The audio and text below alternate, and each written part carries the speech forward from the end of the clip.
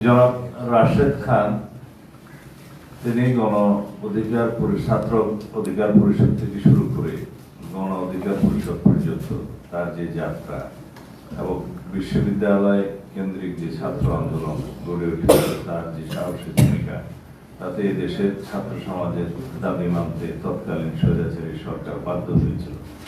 সেই ভূমিকায় রাশেদ খানের নাম আমাদের ইতিহাসে উজ্জ্বল থাকে।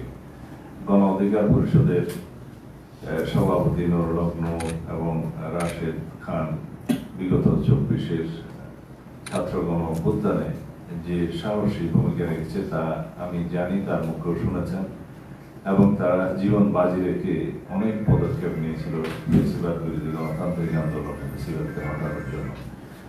সেই অবদান ইতিহাসে লিপিবদ্ধ থাকবে।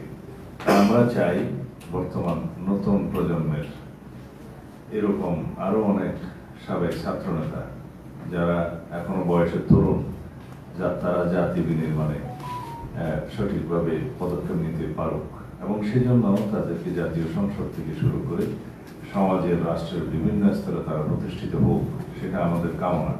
আমরা আগেও বলেছি অনেকবার, আগামীর বাংলাদেশ হবে মেধাভিত্তিক, জ্ঞান নির্ভর, প্রযুক্তি নির্ভর বাংলাদেশ, এবং সেই ক্ষেত্রে এই স্লোগানকে শুধু স্লোগানের মধ্যে না রেখে কার্যকরভাবে আমরা যাতে এই তারুণ্যের ভাবনাকে ধারণ করতে পারি এবং মেধা ও প্রযুক্তি নির্ভর, জ্ঞান নির্ভর বাংলাদেশ করতে পারি, সেই লক্ষ্যেই আমরা রাশেদ খানকে আমরা স্বাগতম জানাচ্ছি, অভিনন্দন জানাই আজকে তার এই সিদ্ধান্ত। আশা করি রাশেদ খান জনসমর্থন নিয়ে জাতীয় সংসদে প্রতিনিধিত্ব করতে পারবেন ইনশাআল্লাহ। তো সেই ক্ষেত্রে তার ভূমিকা আগামীর বাংলাদেশে সর্বক্ষেত্রে ব্যাপকভাবে অবদান রাখতে পারবে বলে আমার মনে হয়। আবারও স্বাগত জানাই জনাব রাশেদ খান। গণ অধিকার পরিষদের জন্য কিছু বলবেন কিনা? আমার মনে হয় গণ অধিকার পরিষদ থেকে পদত্যাগ করে এসছেন, তাই না? হ্যাঁ।